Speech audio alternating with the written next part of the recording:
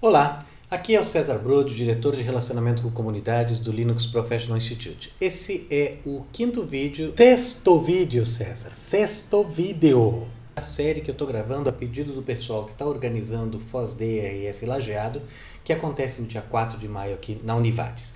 E nessa série de vídeos eu estou dando dicas sobre a prova Linux Essentials do Linux Professional Institute, mas também algumas outras dicas que vão servir de maneira geral para outras provas, tá?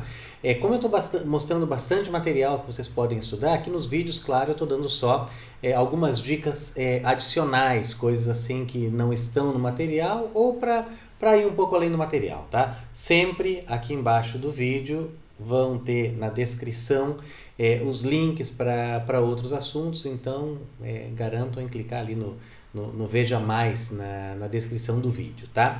Hoje eu queria comentar, na verdade voltar um pouco ao assunto do que eu falei na semana passada. Nós estávamos trabalhando a questão dos objetivos e trabalhamos o tópico 3 da prova Linux Essentials, tá?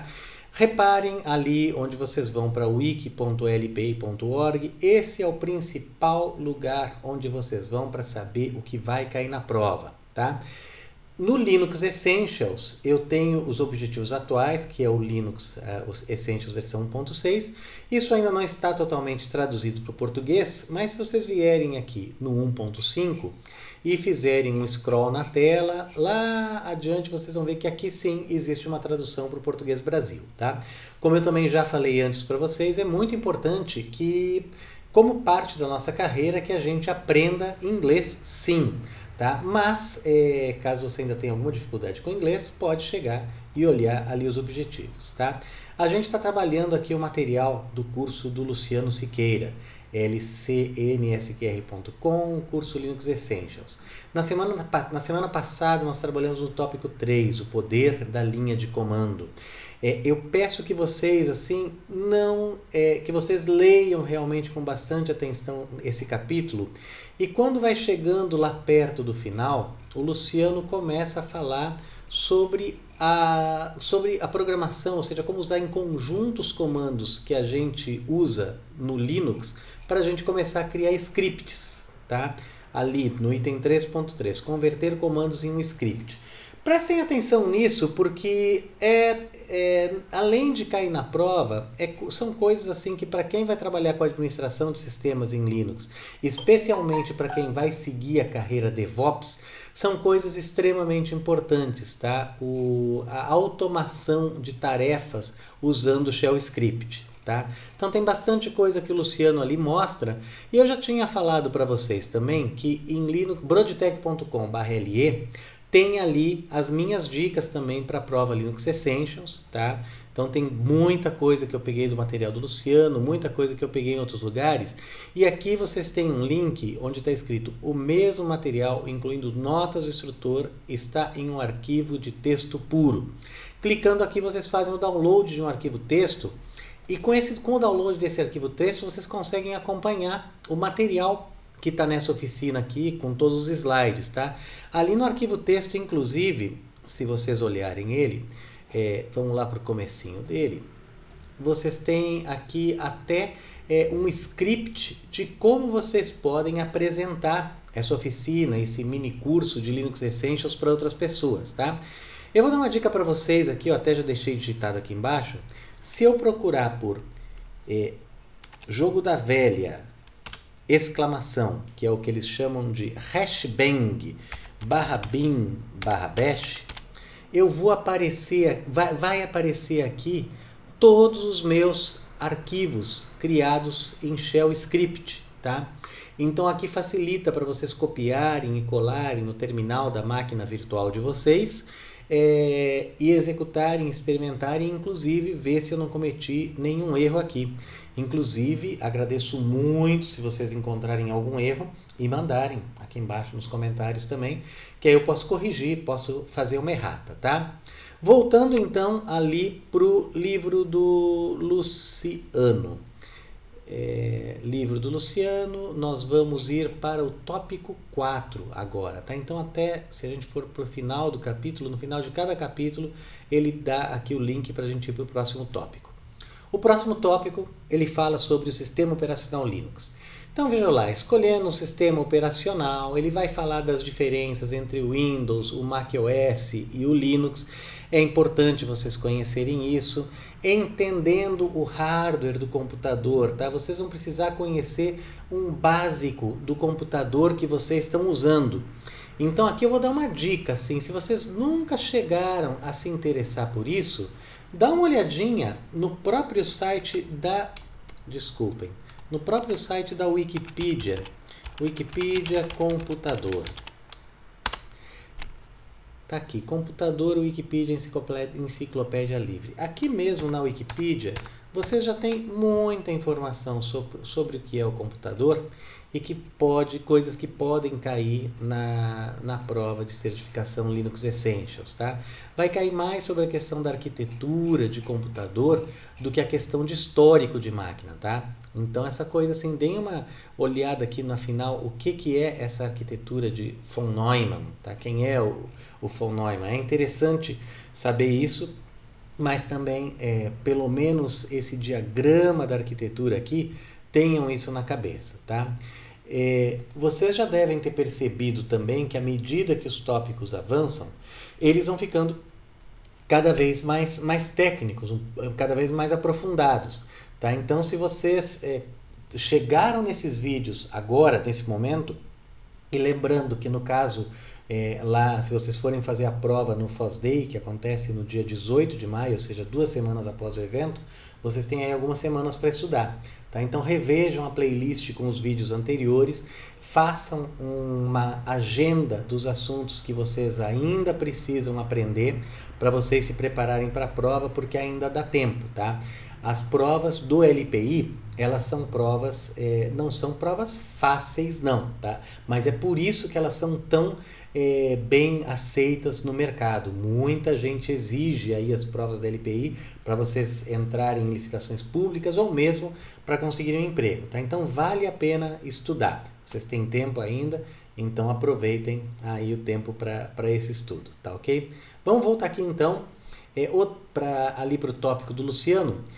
Seguindo adiante, uma outra coisa que vocês vão ver é que esse tópico vai acabar exigindo também que vocês conheçam onde as informações estão armazenadas dentro do computador de vocês, como entender onde estão os recursos do computador.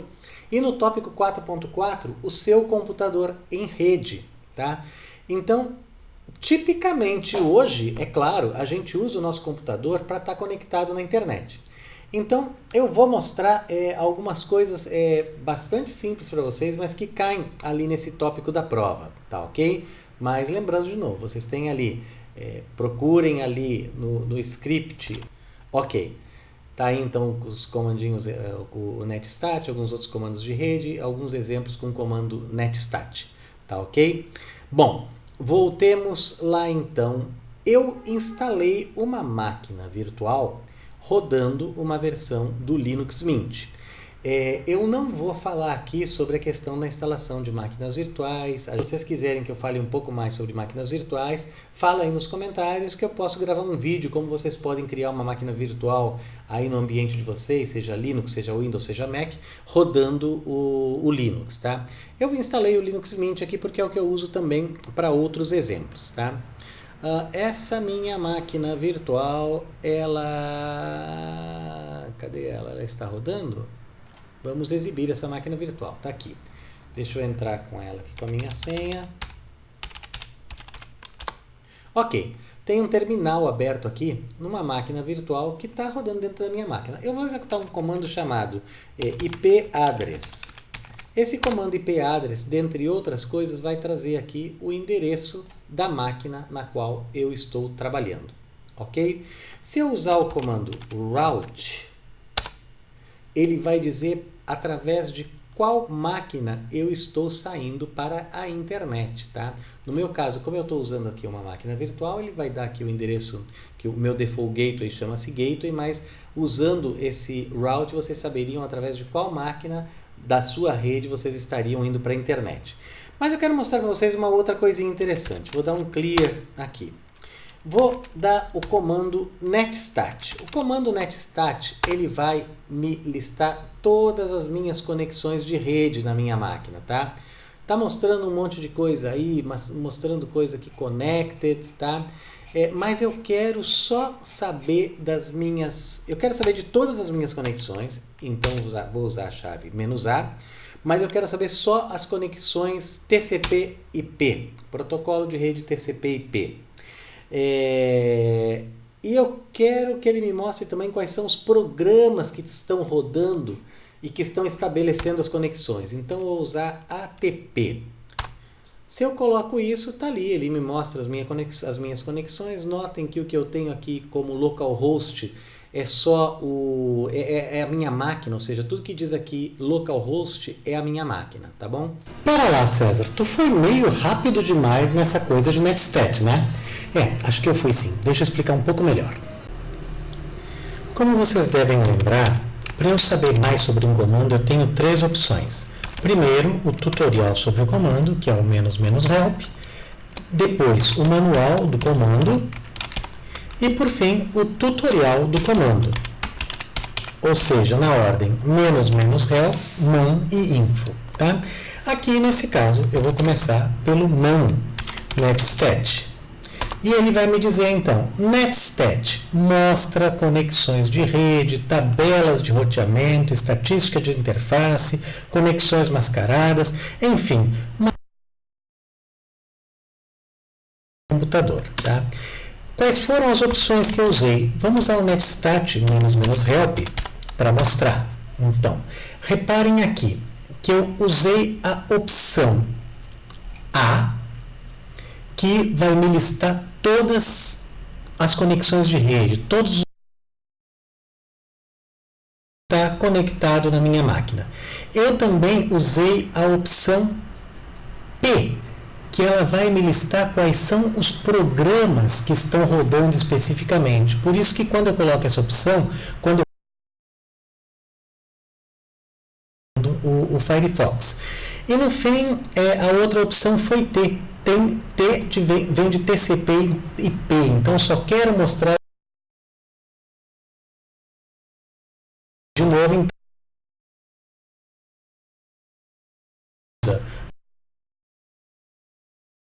info. Eu vou já fazer mais um truquezinho, que é dar um pipe, o pipe que vocês já conhecem, vou dar um grep para established. Ou seja, eu só quero saber de conexões efetivamente estabelecidas, tá? Aqui então a minha máquina não está fazendo nada com a rede, então ele está dizendo que não tem nenhuma conexão estabelecida e está dando uma observação aqui que nenhum processo pode ser identificado, mas que eu poderia me logar como root para ver todos os processos. Não quero fazer isso nesse momento, tá? Mas se eu tivesse logado como root e outros usuários estivessem com outras conexões na rede, aí ele me mostraria essas conexões. Mas agora eu vou fazer o seguinte, ainda aqui na minha máquina virtual, vou minimizar aqui, eu vou abrir um navegador, tá? Vou abrir um navegador, é o Firefox, deixei ele abrir como padrão e vou executar o mesmo comando, tá? Verificar as conexões estabelecidas. Reparem agora que bastou eu abrir o Firefox, já se estabeleceu uma série aí de conexões. Essa começa com G, por exemplo, é uma conexão para o Google, por quê? Tem o Google Custom Search implantado aqui, ou seja, o Linux Mint ele ganha um dinheirinho com as buscas do Google, por isso então que ele estabelece várias conexões com o Google. Bom pessoal, por hoje é isso. Na próxima semana, então, a gente vai falar sobre o tópico 5, e aí com o tópico 5 a gente já vai ter coberto aí tudo que vai cair na prova Linux Essentials, tá ok? Mas, de novo, se vocês quiserem mais algum vídeo, mais informações sobre alguma coisa, escreve aí nos comentários que eu sempre posso dar um alô aqui para vocês.